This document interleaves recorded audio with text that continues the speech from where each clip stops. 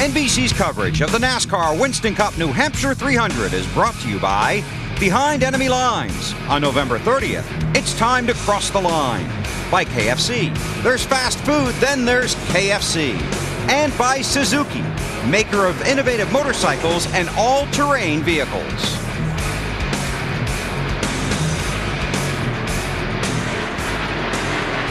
Looking down on the New Hampshire International Speedway on a pretty nice day for the end of November in northern New England. From our U.S. Army Skycam, courtesy of the United States Army, there are 212 ways to be a soldier. Find out more at GoArmy.com. Jeff Gordon is the leader. He and Kevin Harvick swapped the lead 2 times between them. Gordon has led all but 1 lap so far, and he's moved out in front of Harvick now by 9/10 of a second. Well, Tony Stewart was still trying to get by Sterling Marlin in his favorite spot off turn 2. He got a great run. Once again, Sterling comes down. They make contact. Tony gets a little bit loose, and look what happens to him. His teammate Bobby Labonte gets on the inside, takes the position away, and not only did he lose that spot, he lost about 4 more as well. And then Dale Earnhardt Jr. had a little dust up with his teammate. Well, yeah, with his teammate going down, looks like in turn 1, got right on the rear bumper, got the car a little bit loose. And it looks like he almost drove into the door there a little bit. Took the spot. So Junior running in 15th. Kenny Wallace, who started 11th, has slipped back to 19th. Ricky Rudd, speaking of slipping back, has fallen to 6th place. Now let's go to pit road. Here's Bill Weber. Well, Alan, this morning before this race, NASCAR President Mike Helton met with the drivers 2 through 10 in points. He wanted to explain to them how close the point race is and how important each position is. But he also took that opportunity to explain to them that if there's any contact on the racetrack between you and the gentleman that you're racing in the points battle and he has to go to the garage, you might find yourself in the garage. Translation, race strong, but race clean. The penalty box door could be open. That's pretty strong. If you make contact with someone and they back in the fence, they take in the garage, and to repair it, you got to go in and sit beside your car. May be fine, but you've got to go in the garage and sit beside of them while they work on their car. And here's what's at stake. Look at the difference in money. From 2nd position back to 3rd, difference in dollars, $546,000, 2nd to 4th there. From 6th to 8th that are very close in points, $156,000 between those positions. So a lot at stake. A lot of moolah. I figured we're in northern New England in November. I could use those hockey terms and you'd get them. And he bought some new batteries for his calculator. Amen. I stayed up half the night last night double checking that math too.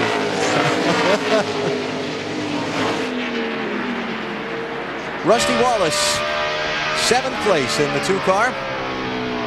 There you go. You want to check my math? 6th through 8th? A lot. $156,000. Look, Wally's eyes are rolling up in his head while he's doing the math. Dave Burns, how about Rusty Wallace so far? Well, Alan, he's one of those guys that's fighting in the points. He fell from 6th in points last week to 7th with a 12th place finish at Atlanta. And he's trying to get by the 6th place guy in points. That's Bobby Labonte. And the 5th place guy, that's Dale Jarrett. But both of those guys are race winners. Remember, Labonte won last week. And, of course, the last winner at this track, the last time the Winston Cup competed here, was Dale Jarrett. So Rusty can get to 5th, but he's going to have to beat those guys by a lot today. He's got to look under Ricky Rudd here. Rudd up the track once again and won. And I'm walking through the garage here this morning, Rusty Wallace's crew taking some camber out of that right front tire. I saw that going on in more than 1 or 2 places. We talked about the right front tire problem. Too much negative camber can create some problems. So the negative camber leaning that tire in is a great tool to help the car turn, but it's hard on the right front tire. You don't understand what I'm talking about? We have inside our virtual garage negative camber. As you go down the straightaway, the tire up straight is fine. But when you go in the turn, you need that tire leaned in, because as you go in the corner and get the car up to speed, The contact patch, that's on the straightaway. The contact patch is going to go all the way across the tire in the corner. And you need for it to encompass the entire tire. If you have it too much on the inside, you'll wear that tire on the inside. Not only wear it, but get it much too hot and create some problems. That's what we saw a great deal of that in Phoenix. Problems are what Ricky Rudd has right now. He's just shuffled back to the 11th spot. Benson, Jeff Burton, Tony Stewart, and Mark Martin have all gone by him, and now here comes Bill Elliott up to put the pressure on. Ill-handling car for Ricky Rudd, who started on the outside of the front row. Kevin Harvick is starting to creep in on Jeff Gordon, hopefully to challenge for the lead shortly here in New Hampshire.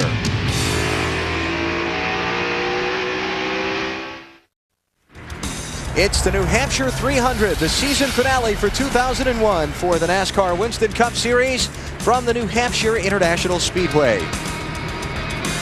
Jeff Gordon's your leader. Let's check our Wendy's race menu. Our final broadcast of the season will be next Friday night. 8 p.m. Eastern Time, the NASCAR Winston Cup Awards ceremony. Jeff Gordon will receive his championship ring. We'll have all the other top 10 drivers, the Rookie of the Year on stage, plus there'll be a special tribute to Dale Earnhardt by Garth Brooks. Wow, should be big. 8 p.m. Eastern Time on TNT this coming Friday night. Hope you'll be with us. And Sterling Marlin, all of a sudden, the 40 car backing up.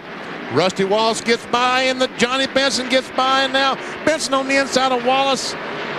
Battle for the 5th spot, and give it to maybe Rusty that time. Benson has got the inside line. There you go. Talked to Johnny this morning.